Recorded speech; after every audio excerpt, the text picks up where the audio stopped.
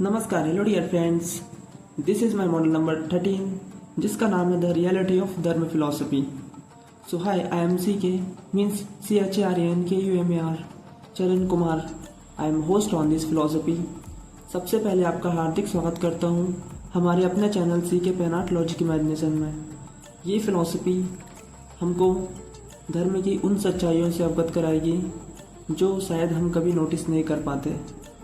तो मैं आपको बताना चाहता हूँ कि हमने हमारी इन फिलॉसफी को बहुत सारी रियलिटी से जोड़कर बनाया है। जैसे कि आप हमारे इस सामने के एक क्रिएचर को देख सकते हैं। ये क्रिएचर हमारे मंडला शहर का एक तीर्थ स्थल से जुड़ा हुआ है, तो मैंने उसे ही बनाने का प्रयास किया है। जैसा कि आप हमारी इस फिलॉसफी में जानेंगे कि रावण के अस्तित्व की सच्चाई को, कि वो आज भी जिंदा कैसे हैं, जीवित कैसे हैं, और हम बताने वाले हैं आज आपको रक्षक और भक्षक के बारे में। तो चलिए, जानने के लिए हमारी इस फिलॉसफी को एंड तक ज़रूर देखिएगा। हमारी ये फिलॉसफी बहुत ही इंटरेस्टिंग होने वाली है।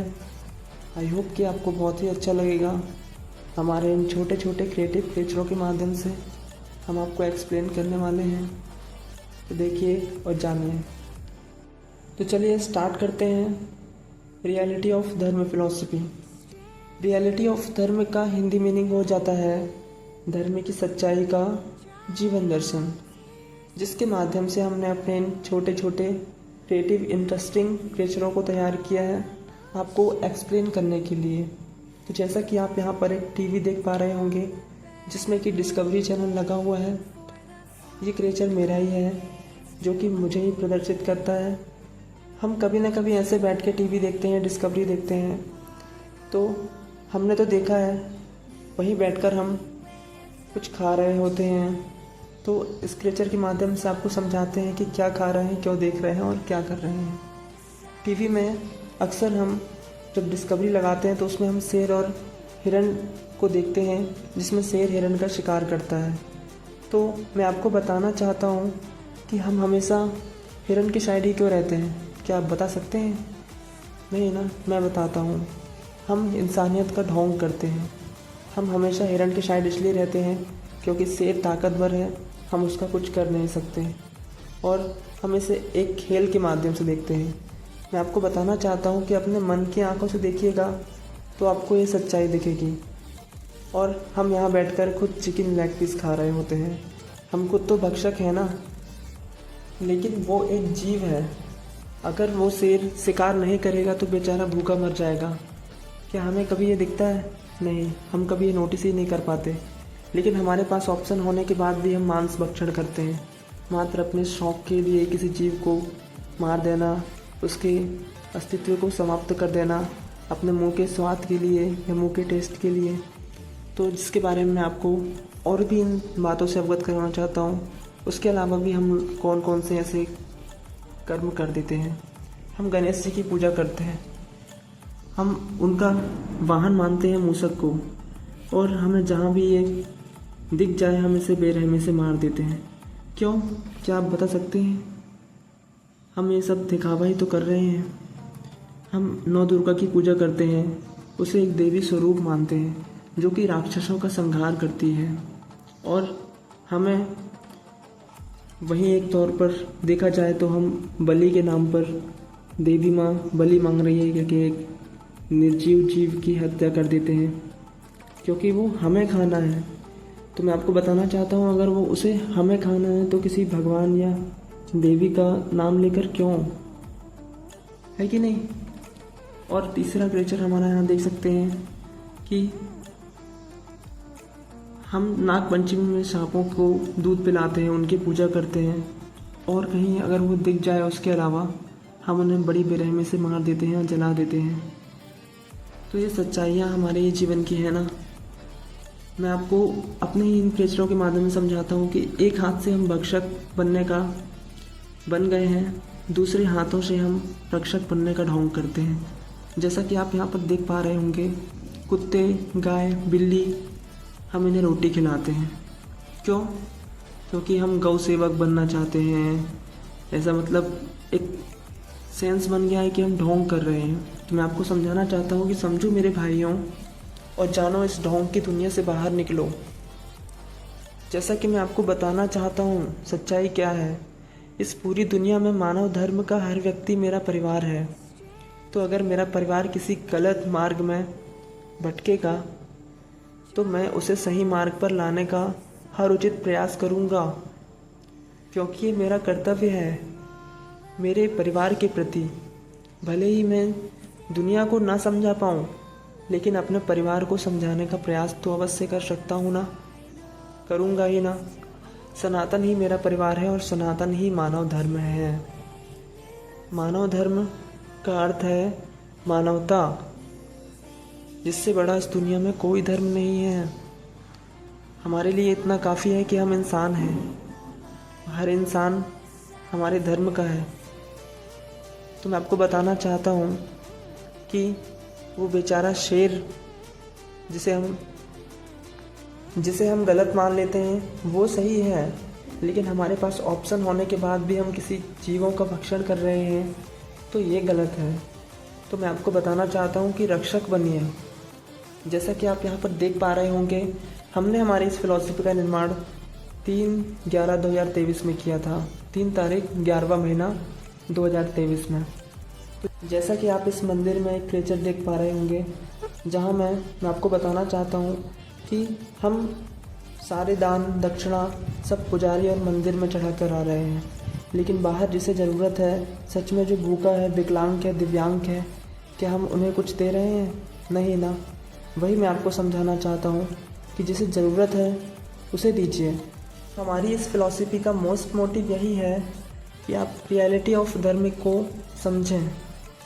जैसा कि आप एक रावण को सबसे बुरा कैरेक्टर मानते हैं ना, तो इसके अंदर कौन कौन से 10 सर थे जिसके कारण इसे बुरा माना जाता है। पहला था काम का, दूसरा था क्रोध का, तीसरा था लोभ का, चौथा मोह का, पांचवा अहंकार का, छठवां ईर्ष्या का, सातवां द्वेष का, आठवां अभिमान का, नौवां मत्सर्य का और 10वां आयुषा का। तो हम जैसा कि इन 10 शरों के माध्यम से इसे एक बुरा कैरेक्टर मानते हैं, तो क्या ये हमारे अंदर नहीं है ये बुराइयाँ? आप बताइए मुझे। इन्हें मानने वाला राम था, जिनके अंदर ये बुराइयाँ नहीं थी, लेकिन हम सभी के अंदर ये 10 प्रकार के गुण पाए जाते हैं और हम ही इन्हें मार रहे हैं। और आपको पता है कि हर साल रावण को क्यों जलाया जाता है? क्योंकि हमें पता है कि वो कभी मरा ही नहीं है, वो हम सभी के अंदर जिंदा है। क्या हमारे अंदर काम नहीं है, क्रोध नहीं है, लोभ नहीं है, मोह नहीं है, अहंकार नहीं है, ईर्ष्या नहीं है, द्वेष नहीं है, अभिमान नहीं है, मत्सर्य नहीं है, आयुषा नहीं है? ये सारे दुर्गुण भी हमारे ही अंदर पाए जाते हैं। तो आज भी रावण हमारे ही अंदर जिंदा हुआ ना, जीवित हुआ ना। और कम से कम इसके 10 सर दिखते तो थे, लेकिन हमारे 10 सर तो दिखते भी नहीं हैं। ये तो समझो कि हमारे अंदर के ये 10 रूप हैं, जो कि इन 10 प्रकार की बुराइयों को प्रदर्शित करते हैं और अलग अलग समय में अलग अलग रूप सामने आ जाता है। तो मैं आपको यही बताना चाहता हूँ कि जो हम कट्टर हिंदू बनने का दिखावा करते हैं, ऐसा कोई शब्द, हिंदू शब्द हमारी ना वेद पुराण ना हमारे इस सत्य सनातन के किसी इतिहास में है ही नहीं। इस हिंदू शब्द ने तो हमारे सत्य सनातन को लुप्त ही कर दिया है। हमारा सनातन धर्म मानव धर्म को ही प्रदर्शित करता है। हम कट्टर हिंदू बोल के पता नहीं अपने सनातन को भूल गए हैं, हम उसे खोने लगे हैं। जैसा कि आप यहाँ पर हमारे इन क्रिएचरों के माध्यम से देख पा रहे होंगे, दिखावा कट्टर हिंदू, हम दिखावा कर रहे हैं कट्टर हिंदू बनने का। आपको क्या लगता है, गाड़ियों में रैली निकलकर इन झंडों को फहराकर जय श्री राम कहने से हम कट्टर हिंदू या कोई सनातनी बन गए? हम कट्टर हिंदू नहीं है, हिंदू है ही नहीं, हम सत्य सनातनी हैं। मानव धर्म ही सनातन धर्म है, जिसका पालन मात्र एक सच्चा सनातन ही कर सकता है। तो मैं आपको बताना चाहता हूँ कि सनातन धर्म को समझिए, इसकी रियलिटी को समझिए। हमारा यह धर्म बहुत ही खूबसूरत है, हर नियम के पीछे एक इंटरेस्टिंग लॉजिक्स हैं जो कि हमें प्रोटेक्ट करते हैं। तो मैं आपको बताना चाहता हूँ कि इन सब सच्चाइयों को जानना अति आवश्यक है।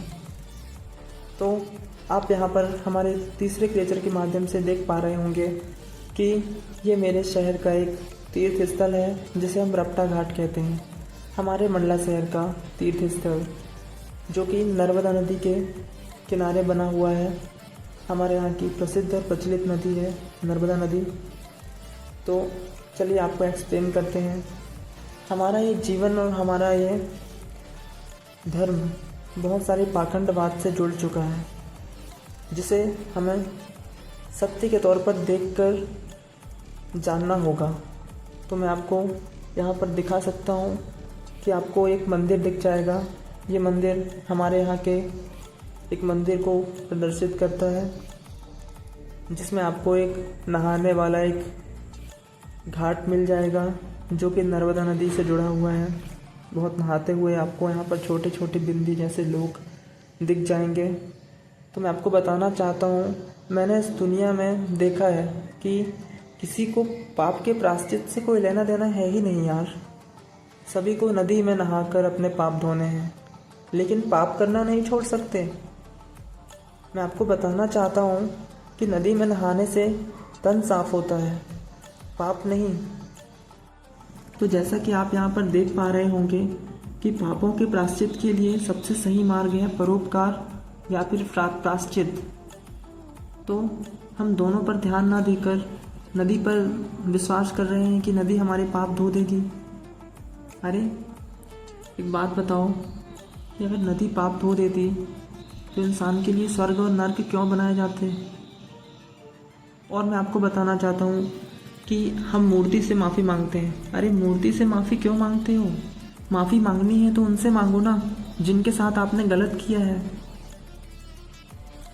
हम उस पर कोई ध्यान ही नहीं देते और हर एक इंसान को कथा सुनकर मोक्ष प्राप्त करना है।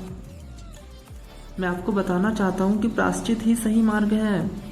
परोपकार करो, प्रायश्चित करो।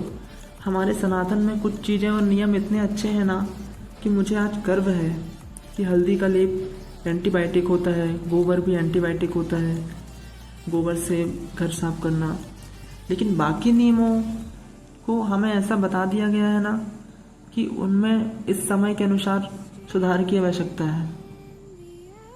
स्नान करना एक बहुत ही अच्छी चीज़ है, नदी में स्नान करना और भी अच्छी चीज़ है, उसकी पूजा करना और भी अच्छी चीज़ है। लेकिन ये कहना कि नदी में नहाने से पाप धुल जाते हैं या पाप साफ हो जाते हैं, तो इंसान पाप करना बंद ही नहीं करेगा। सच्चाई तो यही है ना कि तो मैं आशा करता हूँ कि आप हमारी फिलॉसफी के माध्यम से कुछ सच्चाइयों से अवगत हुए होंगे। तो मिलते हैं